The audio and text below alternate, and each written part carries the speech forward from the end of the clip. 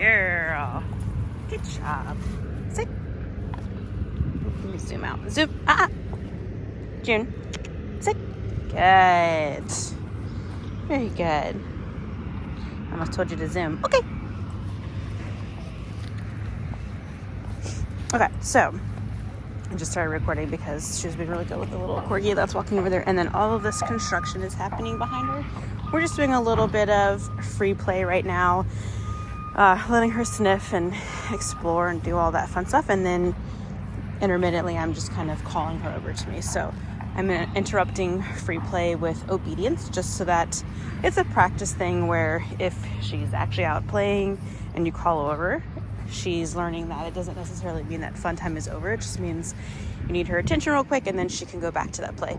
June, come. So I'm using the e-collar right now because she's sniffing and she's finding more value in that. So I'm just tap, tap, tap. It's on a 5 and I'm going to do a little bit higher. Come. Come. Out. Now yes, good girl.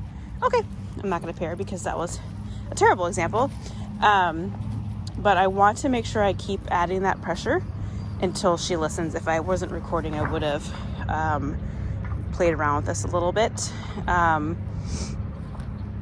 Obviously she's finding very, very high value in sniffing the grass, and she's willing to deal with a little pressure. When she jolted her head up with that is because I tapped the vibrate button. So what we're going to work on is now calling her away from resources that she finds high value in. We've been doing that in the kennel room with like a bowl of kibble on the ground where there's just like a couple of kibble, and once she finishes eating, I'll call her to me just to kind of create that muscle memory. But now she's actually committed to resources, so I want to practice calling her away from those things. So June. So I want to get her relying on just the e-collar, and I'm pausing doing stuff with her because I want to talk. And I don't want to rely heavily on the leash because at some point the leash isn't going to be there. So I'm going to start doing e-collar work. June. Nope. Out. Come. Yes, good girl. Good job. So I did tap the e-collar there that last, when I said no and come, I tapped the e-collar there and then she came over to me and then I paid her. So I don't want to just dwell on the correction. I want to reward her for coming back to me. The reason I didn't do it right here is just because I needed a lot of leash pressure. So if I use leash pressure, then she's not going to get a reward. June. Out. Yes, good girl. And I didn't use the e-collar. Very good. I'm going to give her a jackpot. Good. Yes. And a double reward. Good girl. Yeah. Okay. And then she can go back to her playing and her sniffing. Very good. And this is our first time coming out to here. Obviously they need to cut the grass. That's pretty aggressive. We've been playing around the kennel, but this is one where we had to get in the car, and it's not too far away. It's only like a minute down the road, but I'm hoping that, it's a new enough place to her where we're having to work on her obedience and proof behaviors in a totally different setting. So June.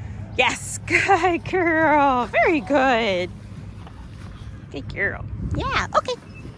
Very nice. All right, and then now I'm going to switch over to obedience. Obedience, that's not a word. Hey, ma'am. Thank you. So I'm going to pick up her leash just so I have, a little bit better control. Nope. Whoa. So I'm going to put her, let's go. There we go. And what I'm going to do, this is really hard to do with just one hand. Nope. I'm going to do some direction changes because she's got her nose down. Let's go. And I want to get her working with me. Let's go. Yes, good. Good. Oh, there we go. So I just use these direction changes where she meets the end of the line, and when she turns around, she just sees me leaving her behind. Good. So that she sources that leash pressure coming from, yes, not paying attention to me and not specifically me.